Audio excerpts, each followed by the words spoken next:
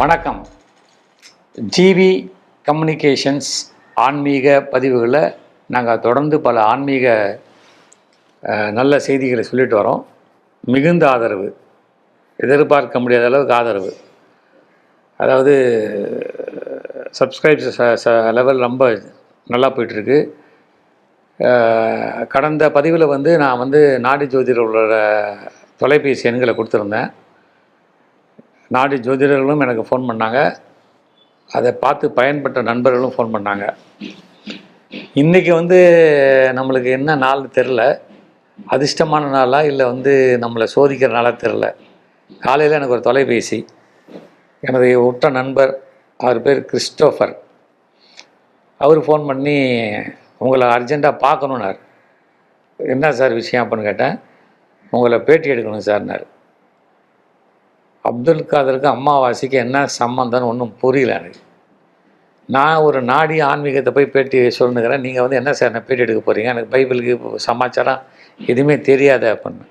எதாக இருந்தாலும் நேராக பேசிக்கிறேன், உங்கள் கேமரா தம்பி கிருஷ்ணமூர்த்தியை ரெடி பண்ணுங்கள், நானே கூட்டின்னு வந்துடுறேன் வேறு சொல்லிட்டார். எனக்கு ரொம்ப காலைல தூக்கமே கலைஞ்சி போச்சு. கலைஞ்சி போய் என்ன இந்த கிறிஸ்டோபர்ன்றவர் எப்படின்னு கேட்டால் எனக்கு ஒரு 25 ஆண்டு நண்பர். அவர் வேறு ஒரு என்னுடைய ஹாபியில் ஒரு நண்பர். அவர்கிட்ட கொஞ்சம் எங்களுக்கு வாத்தியார் அவர். ஆமாம், எங்களுக்கு எதனா பிரச்சனை அந்த ஹாபியில் போய் அவராண்டதை கேட்போம். அவரே கொஷின் கேட்க வரான்றவன ரொம்ப பயந்து போய் ஒரே டென்ஷன் ஆகிட்டேன். அப்புறம் ஒரு மாதிரி சமாளித்து இப்போ கேமரா மட்டும் உட்காந்துட்டேன். வணக்கம் கிறிஸ்டோபர், வாங்க. வணக்கம் ராஜ்குமார், சொல்லுங்கள், என்ன கேள்வி உங்களுக்கு சொல்லுங்கள். உங்களுடைய ஆன்மீகம் இதெல்லாம் நான் ஒரு வருட காலமாக பார்த்துட்டு வரேன். ரொம்ப சிறப்பாகவே செஞ்சுட்டு வரீங்க, அதற்காக உங்களுக்கு நன்றி. சரி, அதை என்னுடைய நண்பர்கள்ட்டையும் நான் பகிர்ந்துக்கிட்டேன். என்னுடைய மதத்தை சேர்ந்தவங்ககிட்டலாம் அவங்க சில சந்தேகங்கள்லாம் என்கிட்ட கேட்டாங்க. அதை கிளாரிஃபை பண்ணுறதுக்காக தான் உங்கள்கிட்ட உங்களை பேட்டி காணணும் அப்படின்னு வந்தேன். இது பேட்டி கிடையாது, ஒரு நண்பர்களுக்கு 2 பேர் இது உரையாடல். ஓகே, பேட்டிக்கிட்டீங்கன்னா கொஞ்சம் எனக்கு பயம். சரி, நான் அப்படியே உரையாடல் தான். இப்போ நாடி ஜோதிடம் எல்லா மதத்துக்கும் சார்ந்ததா இல்லை பர்டிகுலராக ஒரு மதத்தை சார்ந்ததா? கிறிஸ்தவர்கள், முஸ்லீம்ஸ், இஸ்லாமியர்கள், மற்ற மதத்தை சேர்ந்தவங்க, மற்ற நாட்டை சேர்ந்தவர்கள், இவர்களுக்கெல்லாம் இது இருக்கா, பார்த்துருக்காங்களா, இல்லை ஒன்லி இந்து சமயத்துக்கு மட்டும் இருக்கான்றதான் உங்களுடைய கேள்வி? ஆமாம், என்னுடைய கேள்வி இதான் கேள்வி. ஆமாம், இந்த கேள்வி யார் உங்கள் மனசில் விதைச்சாங்கன்னு எனக்கு தெரில. ஆனால் அவங்க யாராக இருந்தாலும் சரி, அவங்க ஒரு பெரிய சேவையை பண்ணியிருக்காங்க. மதம்னு தோணுதே மனுஷனால் தோன்றிக்கப்பட்டதான். அது எல்லாத்துக்கும் தெரிஞ்ச விஷயந்தான். இப்போ நான் நினச்சா கிறிஸ்டியனாக மாறிடலாம், நீங்கள் நினச்சா ஹிந்துவாக மாறிடலாம், நம்ம 2 பேர் நினச்சா முஸ்லீமாக கூட மாறிடலாம். யாரும் ஒன்று தடுத்து நிறுத்த முடியாது. அது நம்மளாக பார்த்த ஒரு சட்டம் தான். நாடி அப்படின்றது எப்படின்னு கேட்டிங்கன்னா, முனிவர்கள் எழுதி வச்சது, அவங்களுடைய தவ வலிமை இல்லை. இப்போ 4 வேதங்கள் இருக்குதுன்னு சொல்கிறாங்க. இந்துவில் 4 வேதங்கள் இருக்குதுன்னு சொல்கிறாங்க. அந்த 4 வேதங்களுக்கு மொழி தெரியாது. ஆமாம், நம்மளாக பார்த்து இங்கிலீஷில் எழுதி வச்சுக்கிட்டான், தமிழ் எழுதி வச்சுக்கிட்டான், ஹிந்தியில் எழுதி வச்சுக்கிட்டான். இப்படி சொல்கிறான், ரிக் வேதம், அஜுர் வேதம், அந்த வேதம், இந்த வேதம்லாம் சொல்லி 4 வேதம் இருக்குது அப்படின்னு சொல்கிறாங்க. இப்போ பைபிள் எடுத்து பார்த்தீங்கன்னா யார் எந்த மொழியில் எழுதுனாங்களுக்கு தெரியுமா? ஈப்ரு மொழின்னு சொல்லியிருக்காங்க. நீங்கள் பார்த்துருக்கீங்களா ஈப்ரு மொழியில் பைபிளை? இல்லை, பார்த்ததில்லை. பார்த்துக்கங்க. ஏன்னா நீங்கள் ஒரு பெரிய தேவாலயத்துக்கு ஒரு நிர்வாகத்தில் கூட இருந்திருக்கீங்க. எப்போனா பார்த்துருக்கீங்களா? இல்லை எதனா ஃபாதர் காமிச்சிருக்காரா? கிடையாது. அதே மாதிரி ரிஷிகளும் என்ன பண்ணியிருக்காங்க, தங்களுடைய இதில் மனிதர்களுக்கு சிவபெருமான் சொன்ன இந்துவில் சிவபெருமான் தான் ஹையஸ்ட் ப்ரீஸ்ட், ஹையஸ்ட் ரிஷி, அவர் தான் ஹையஸ்ட் கடவுளும் கூட. அவர் என்ன பண்ணுறாரு, 8வது விஷயமா கணிதத்தை வைக்கிறார். 64 கலைகளில் 8வது விஷயமா கணிதத்தை வைக்கிறார். அந்த கணிதம்ன்றது ஜோசியம். அந்த ஜோதிடம் வச்சதுக்கு காரணமே என்னென்னா, அது ஒரு முக்கியமான ஒரு விஷயம் இருக்குது. நோய் நாடி, நோய் முதல் நாடின்றான். என்ன நோயின்னு சொல்ல, புரிஞ்சிங்களா? நம்ம நோயின்னு ஒன்று சொல்லுவோம், ப்ளட் ப்ரெஷர், சுகர், வயிற்று வலி, இந்த வலி, அந்த வலி. நோய் மனநோய் ஒரு நோய், வருத்தம் ஒரு நோய், சந்தோஷம் ஒரு நோய் தான். அந்த நோய் நாடி, நோய் முதல் நாடி. முதல்னா என்ன? அது எந்த கிரகத்தினால அந்த நல்லது கெட்டது நடக்குது. நல்லது நடந்த பிரச்சனையே கிடையாது. ஹாப்பி. அது எல்லாரும் வரவேற்பாங்க. ஹாப்பி. ஹாப்பி. ரொம்ப ஹாப்பி. இப்போ கிறிஸ்டோபருக்கு நல்லது நடந்து போச்சுன்னு வச்சுங்க, டப்புன்னு ஒரு கேக் வாங்குவார், ஒயினெல்லாம் வைப்பார், கூப்பிட்டு ராஜ்குமாரை கூப்பிட்டு இது கொடுப்பாரு, பார்ட்டி கொடுப்பாரு. அது ஒரு பிரச்சனை ஆனோன்னா கேட்பாரு, சார் இது பிரச்சனை ஆகிப்போச்சு, எந்த டாக்டர்கிட்ட பார்க்கலாம் சார்னு கேட்பாரு. கரெக்டா? இது அப்போ அப்படி கிடையாது. எப்போ? பல்லாயிரம் வருடங்களுக்கு முன்னாடி அப்படி கிடையாது. நோய்க்கு உண்டான கிரகம் என்ன? கிரகம்ன்றது நத்திங், பிளானட்ஸ். 9 பிளானட்டு தான் மனித குலத்தை வந்து ஆக்கிரமிக்குது. ஒரு சூரியனும் சேர்ந்து 9 பிளானட்டு. நோடல் பிளானட் வந்து ராகு கேது. இவங்க தான் பண்ணுறாங்கன்னு. இப்போது வெள்ளி அப்படின்னு ஒரு நட்சத்திரம் தோணுச்சு அப்படின்ன போது ஜீசஸ் பிறந்துட்டாருன்னு நீங்கள் சொன்னீங்க. கரெக்டா? இதுதானே பைபிளில் சொல்லுது. என்ன அப்போது நட்சத்திரத்தை வச்சு தானே சொன்னீங்க. பிறை தோன்றியது, அல்லாஹ் பிறந்துட்டார், அல்லாஹ் மக்களுக்கு வந்துட்டாருன்னு சொன்னாங்களா? கரெக்டா? ஸோ ஒவ்வொரு மனிதனுக்குமே ஒரு கிரகம் ஆட்சி பண்ணுதுன்ற ஒரு விஷயம்.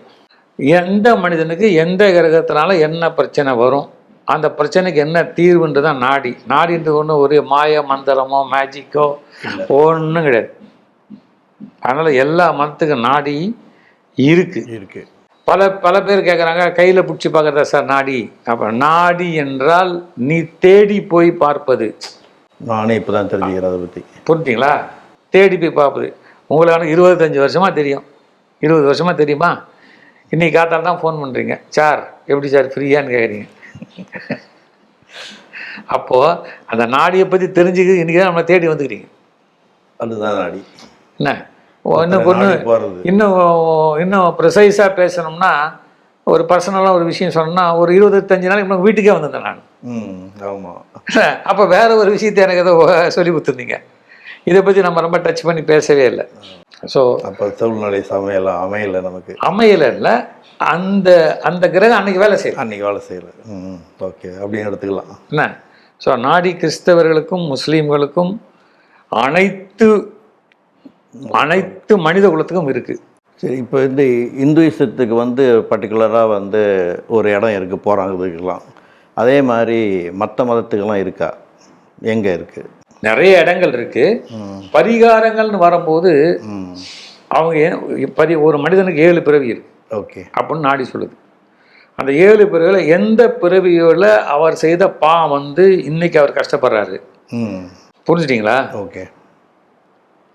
இன்னைக்கு கஷ்டப்படுறாருன்றது, ஆனால் இன்னைக்கு சந்தோஷமாக இருக்காருன்றது அதுதான். அப்போ எந்த கடவுளுக்கு அவர் நன்றி செலுத்தணுன்றது விதி இருக்கும். அது யூஸ்வலாகவே நீங்கள் பார்த்தீங்கன்னா அந்த மைண்ட் செட்டில் போகிறவங்க அதை ஒத்துப்பாங்க. இப்போ நீங்கள் கேட்குற ஒரு கேள்வியோட உள்ள அர்த்தம் எனக்கு புரியுது. நீங்கள் பார்த்த நாடியில் இல்லை நீங்கள் கேள்விப்பட்ட ஒரு கிறிஸ்தவர்களுக்கு உண்டான ஒரு ரேர் டெம்பிள் ஏதாவது நீங்கள் பார்த்துருக்கீங்களா? ரேர் இது பார்த்துருக்கீங்களான்னு கேட்குறீங்க. இதுதான் உங்களுடைய கேள்வின்னு என்னுடைய மனசில் நான் ஓரளவு அதை புரிஞ்சுக்கிட்டேன். இப்போ நிறைய கோயில் அது மாதிரி இருக்குது, நிறைய கோயில் இருக்குது, நிறைய கோயில் வந்திருக்கு. இப்போ சென்னையில் எடுத்துக்கிட்டிங்கன்னா ஆண்டோனியார் சர்ச். ஆமாம். என்ன பல ஹிந்துக்களுக்கு வந்திருக்கு, எனக்கே வந்திருக்கு. என்ன வியாழக்கிழமை போயிட்டு வா அப்படின்னு சொல்லிச்சு. ரொம்ப சந்தோஷமாக போய் என்ன ஒரு நாள் போய் பார்த்தேன். நல்ல பார்க்கிங்லாம் நல்ல இடமா இருக்குது. நம்ம ஆண்டோனியார் ஒரு நல்ல திரை தூதர் அப்படின்னு சொல்லி என்ன ஆகிடப்போதுங்க, போய் உட்காரோம், சாமி பார்த்துக்க, நல்லபடியாக பார்த்துக்காது, அந்த உடம்புல இருக்கிற குறைய தீர்த்துரு, இந்த பண குறைய தீர்த்துரு, இந்த பரீட்சையில் எப்படின்னு நான் பாஸ் பண்ண வச்சுன்னு வேண்டிட்டு வந்துடுறோம். என்ன அப்படி வரும். ஒரு டைம் ஒரு நண்பருக்கு கத்தீட்ரல் சர்ச் வந்துச்சு. அவர் என்ன வாங்க கத்தீட்ரல் சர்ச்சு கூப்பிட்டு, அன்ன வரைக்கும் எனக்கு தெரியாது அங்கே வந்து சென்ட் தாமஸ் சாரோட எலும்பு இருக்குன்னு. ஆமாம், யோசிச்சு பாருங்க. அப்போ போய் அதை போய் பார்த்தோம். அப்புறம் ஒரு நாள் ஒரு டைம் ஒரு கிறிஸ்துவ நண்பருக்கு நான் கூப்பிட்டு போய் பார்த்துட்டு இருக்கும்போது, சென்ட் தாமஸ் மவுண்ட் பரங்கி மலை மேலே இருக்கிற சர்ச்சுக்கு போ அப்படின்னு சொல்லிச்சு. நான் வந்து மெட்ராஸில் 1964 இருக்கிறேன். இது வரைக்கும் அந்த பரங்கி மலை சுற்றி எத்தனையோ விஷயத்துக்கெல்லாம் போயிருக்கிறோம். மேலே போனது கிடையாது. மேலே போனால் அமேசிங். அதை விடுங்க, அடுத்த ஒரு இடம் சொல்லட்டுங்களா, சின்னமலை. அது ஒரு சினிமா துறை நண்பர் சொன்னார், சார் இது ஒரு பெரிய ஹீலிங் சமாச்சாரம் சார் போங்க அது வந்துருக்கு. அதாவது தவறான ஒரு விஷயத்தை நான் மனசுலேருந்து எடுக்கணும்னு ஆசைப்பட்றேன். நாடி என்கின்ற சப்ஜெக்டில் இந்த கோயில் தான் வரும்னு சொல்ல முடியும். இந்த மதத்து கோயில் தான் வந்ததுன்னு இது வரைக்கும் சரித்திரமே கிடையாது. ஒரு கிறிஸ்டியனுக்கு இந்து கோயிலும் வந்திருக்கு, ஒரு இந்துக்கு கிறிஸ்டின் கோயிலும் வந்திருக்கு. ஓ அப்படி வந்திருக்கு. உன் பிரச்சனை தேவைன்னா நீ போய் சாப்பிட்டான். இப்போது நீங்கள் உங்களுக்கு உடம்பு சரியில்லை, ஒரு டாக்டர்கிட்ட போகிறீங்க, சார் நீங்கள் கிறிஸ்டினா, நீங்கள் பெந்தகாஸ்டா, நீங்கள் சிஎஸ்ஐ அதெல்லாம் கேட்பீங்களா? அப்போலோவில் போயிட்டு கேட்க முடியுமா? ஏதோ மருந்து கொடு சாமி சாப்பிட்டு போகிறேன்னா அந்த கதை தான் இது. இப்போ எனக்கு தெரிஞ்சு ஒரு அதிசயமான கோயில் அப்படின்னு ஒரு கோயில் உங்கள்கிட்ட நான் அந்த இடத்துல பதிவிட விரும்புகிறேன். ரொம்ப நாள் என்னோடய மனசில் இருந்த ஒரு தாக்கம் தான் அந்த கோயில். யாராவது ஒரு கிறிஸ்தவ நண்பர்கள் கேட்பாங்கன்னு நினச்சிருந்தேன். பட்டுக்கோட்டை பக்கத்தில் வாடிய காடு அப்படின்னு ஒரு வில்லேஜ் இருக்கான். அந்த வில்லேஜில் வந்து இயேசு சில அற்புதங்கள் நடத்தியிருக்காருன்ற ஒரு கிறிஸ்தவ நண்பர் என்கிட்ட சொல்லியிருக்காரு. நானும் பல கிறிஸ்துவ பாதிரியார்களை நான் வந்து சந்திக்கும் போது கேட்டிருக்கேன். அவங்களும் அதை உண்மைன்னு ஒத்துருக்காங்க. அதாவது என்ன அவங்க பண்ணாங்க அப்படின்றத நீங்கள் அங்கே போய் தெரிஞ்சுக்கிறது தான் நல்லது. ஏன்னு கேட்டால் ஒரு ஊடகத்தில் நான் சொல்லும்போது அது விமர்சனத்துக்கு ஆளாகும். ஒரு தெய்வத்தோட செயலை வந்து விமர்சனத்துக்கு ஆளாக்கிறதுக்கு உண்டான ஒரு தவறான அது ஒரு பாவமாக ஒரு பாவம் இல்லை, அது ஒரு குற்றமாக நினைக்கிறேன். ஒருத்தர் உணர்ந்தா தானே தெரியும். ஆமாம், கண்டிப்பாக உணர்ந்தா தானே தெரியும். அதில் வாடிய காடு அப்படின்ற ஒரு ஊர் இருக்குது. அந்த வாடிய காடுக்கு பல நண்பர்கள் போகிறாங்க.